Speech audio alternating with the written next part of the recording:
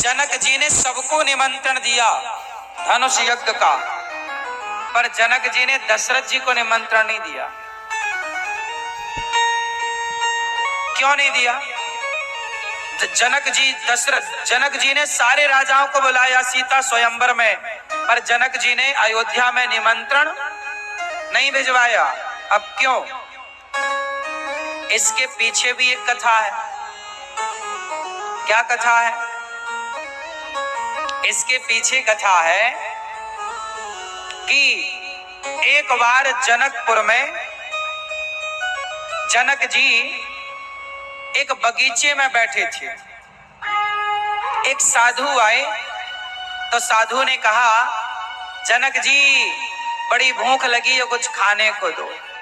उस समय जनक जी नृत्य सुन रहे थे। वहां कोई नाच गाना चल रहा होगा, संगीत का प्रोग्राम रहा होगा, तो संत की आवाज जनक जी के कान तक नहीं आई।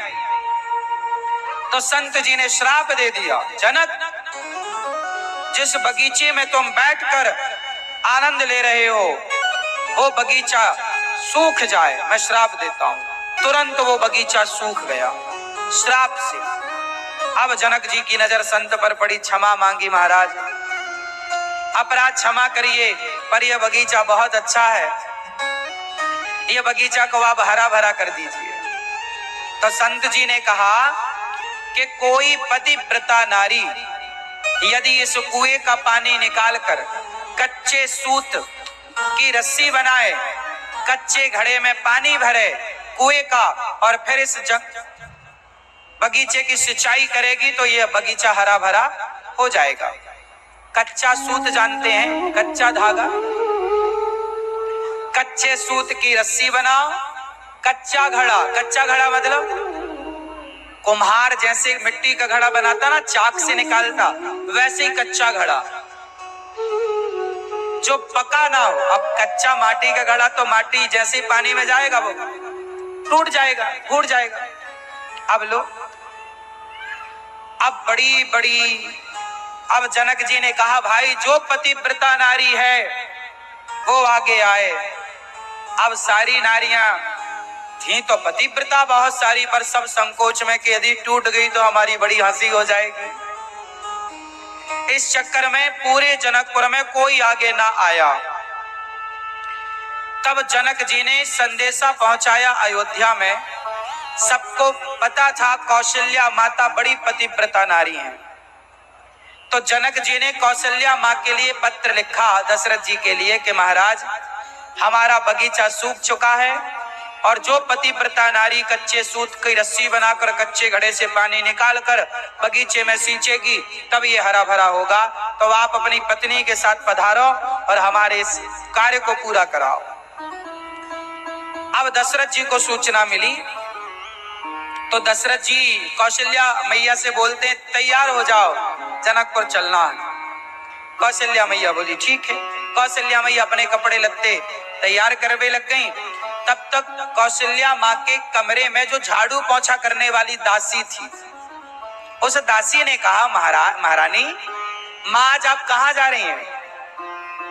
कौशल्या मैया बोली कि आज हम जनकपुर जाएंगे, वहां एक बगीचा में सूख गया है तो पानी वानी हमसे डलवाना चाहते हैं। बोले जो पतिव्रता हो तो आए। तो कौशल्या मैया के कमरे में झाड़ू लगाने वाली जो उनकी दासी थी, उसने कहा, माता इतना छोटा सा काम करने आप क्यों जाओगी, हमें भेज दो। कौशल्या मैया की दासी तैयार हो गई। दशरथ जी ने कहा, अच्छा आप जाओ तो जाओ। रथ तैयार किया, कुछ सेना की टुकड़ी दशरथ जी ने भेजी, और वो कौशल्या मैया की दासी रथ पर बैठ के चली और जनकपुर पहुंची। तो जनकपुर के लोगों में बड़ा उत्साह था कि भाई अयोध्या जी से कौशल्या मैया आने वाली है। सबने देखा, कहाँ कौशल्या मैया? तो रथ से उतरी वो दासी, तो वो दासी भी इतनी सुंदर थी कि जनकपुर वालों को लगा, वाह जय हो कौशल्या मैया की।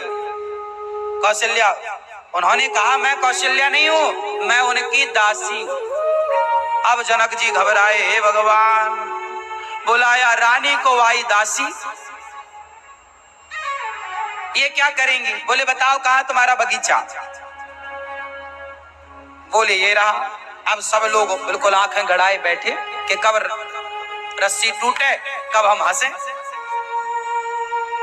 पर वो दासी तो कच्चे सूत की रस्सी बनाई, कच्चा घड़ा डाला कुएं में पानी।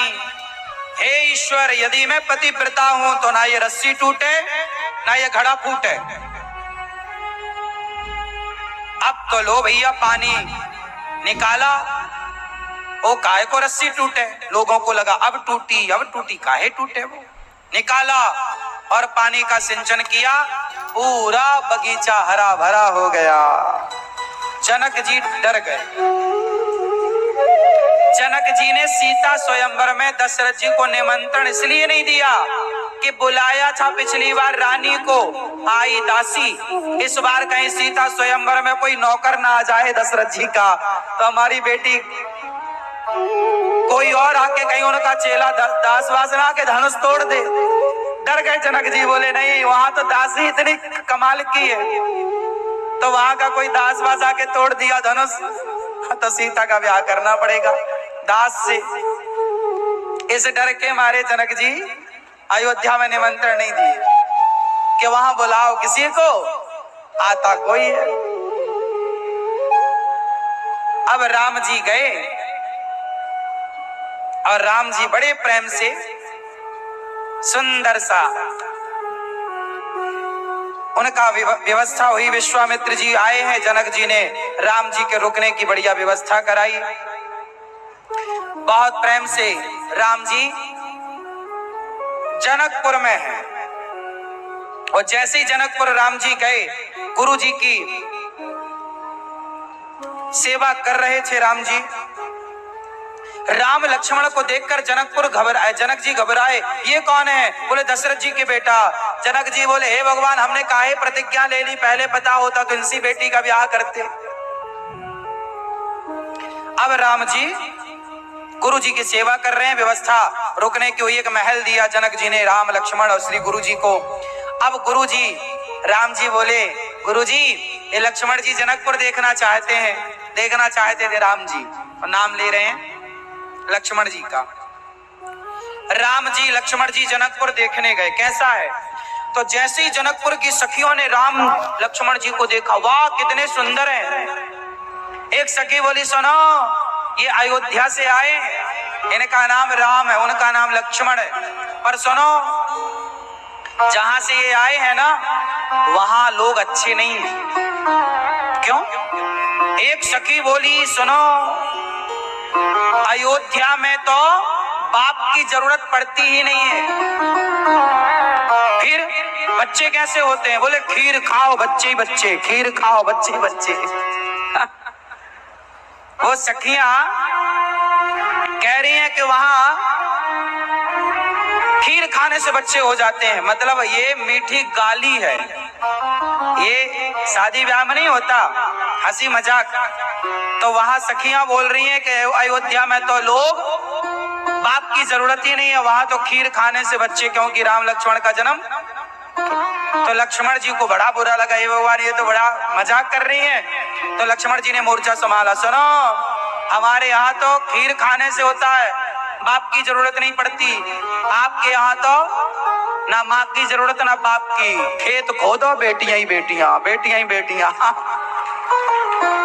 खेत खोदने से बेटियां हो जाती हैं। ऐसे हंसी मजाक चल रहा है और राम जी पूरा नगर देखकर सारी सखियां खूब प्यार से राम लक्ष्मण को देख रही हैं, पुष्पों की वर्षा कर रही हैं।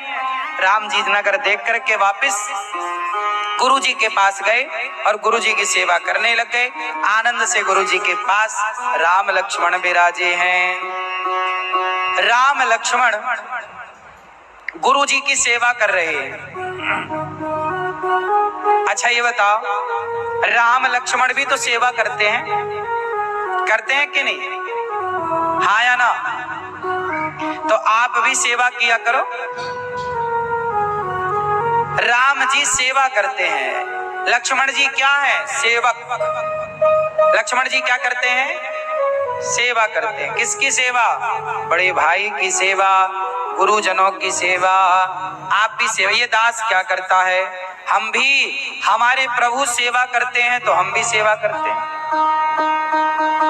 इतनी कृपा सांवरे बनाए रखना और मरते दम तक सेवा में लगाए रखना। भगवान से यही कहो कि प्रभु हम सेवा करते रहें।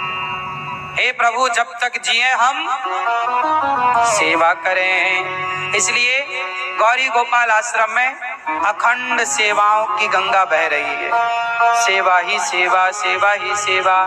अच्छा देखो, एक माता मेरे पास आई कुछ दिन पहले और मैया ने कहा महाराज मैं संतों को अन्नदान करना चाहती हूँ। हमने कहा मैया बहुत अच्छा विचार है, आप संतों को भोजन बंटवाओगी, आपके द्वारा संत खाएंगे, कितना पुण्य मिलेगा आपको, अन्नदान कितना बढ़िया दान है। बोली महाराज जी हमारे पास पैसे नहीं है। हमने कहा कोई बात नहीं। बोली हमारे पास 10 रुपए हैं। हमने कहा लाओ 10 रुपए से हो जाएगा।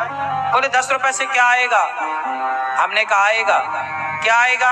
हमने 10 रुपए लिए माँ से और नमक बुलवाया और दाल सब्जी में नमक डलवाया। बोले लो मैया आपका नमक सारे संतों तक पहुंच गया, आज दाल में स्वाद आपके कारण है, आज दाल में स्वाद आपके कारण है। तो 10 रुपए से भी स्वाद आया कि नहीं। बोलो हाँ। तो मैया की केवल भावना थी, देना है, सेवा करनी है। वृंदावन में ना जाने कितने साधु संत प्रेम से अपना भजन करते हैं। देखो हम भक्ति नहीं कर सकते, हम भजन नहीं कर सकते, तो जो संत भजन कर रहे हैं उनकी सेवा करके हम उनका सहयोग तो कर सकते हैं, हम उनका सहयोग तो कर सकते हैं। तो आप भी इन संतों को भोजन देके उनके भजन में सहयोगी बनो। क्यों, किसी संत को भोजन देकर उसके भजन में सहयोगी बनना ये सही काम है कि गलत है। तो आप भी अपनी बेटी बेटे के नाम से संतों को भोजन देकर इस सेवा से अपने आप को जोड़िए। नित्य प्रति यहाँ संत आते हैं, प्रसाद पाते हैं। एक दिन का अन्न क्षेत्र आप भी अपनी तरफ से बंटवाएं। आज भी कुछ भक्तों ने देखो ये सब माताएं बहनें अपने हाथ से पूड़ी बांट रही हैं, तो कोई दाल बांट रहा है तो कोई चावल बांट रहा है। तो आप भी अपनी ओर से बंटवाओ, आप भी आओ अपने हाथ से बांटो। और गौरी गोपाल में एक अच्छी बात यह है कि आप अपने हाथ से यहाँ सेवा कर सकते। आप देख सकते, आज मेरे पास एक माँ आई, बोली महाराज मैं रसोई बंटवाना चाहती हूँ, जो यहाँ हजारों भक्त भोजन करते हैं मैं वो बंटवाना चाहती हूँ। मैंने कहा मैया आप अपने हाथ से बांटो। उन्होंने कहा महाराज आज मुझे ये संतों को, ये सब भक्तों को भोजन बांटकर बहुत प्रसन्नता हुई। हमने कहा माँ कैसा लग रहा है। उन्होंने कहा बेटा, मेरे से कहा बेटा जितनी खुशी आज हमने अन्न देकर सबको देकर जितनी खुशी पाई, इतनी प्रसन्नता हमारे जीवन में कभी नहीं हुई। एक बात बताएं, किसी को देकर जो प्रसन्नता होती है, अन्न देकर किसी का पेट भर के जो खुशी मिलती है वो खुशी ऐसे नहीं मिलती। इसलिए सबसे बड़ी सेवा है अन्नदान की। गौरी गोपाल अन्न क्षेत्र में रसोई में हजारों भक्त भोजन करते हैं। कोई भी आओ प्रेम से प्रसाद पाओ, किसी के लिए कोई रोक टोक नहीं, सबके लिए भरपेट भोजन। आप भी अपनी ओर से एक दिन की सेवा करा सकते हैं। आप भी अपनी ओर से एक दिन का ये सहयोग कर सकते हैं कि आज हमारी तरफ से सभी भक्तों को भोजन बांटा जाए। और देखो वृंदावन में सारे भक्त आते हैं, दूर दूर से आते हैं, ना जाने किस रूप में नारायण मिल जाए। एक पीपा देव जी एक संत हुए हैं, पीपा जी, वो एक राजा थे। रामानंदाचार्य जी के पास गए, बोले मैं सन्यास लेना चाहता हूं। रामानंदाचार्य जी बोले नहीं तुम सन्यास मत लो, तुम राजा हो, तुम एक काम करो, तुम अपने नगर में अन्नदान करो। सबसे बड़ी पूजा क्या है, मैं जंगल जाऊं, मैं यज्ञ करूं, यज्ञ करना, जंगल जाके जप तप संत बन के जप तप करना, इससे बड़ी सेवा है कि किसी भूखे को भोजन कराओ। आपके द्वारा यदि कोई पेट भर खा रहा है तो वो यज्ञ ही तो है। जितने लोग आपके द्वारा खाएंगे उतने यज्ञ आपने किए।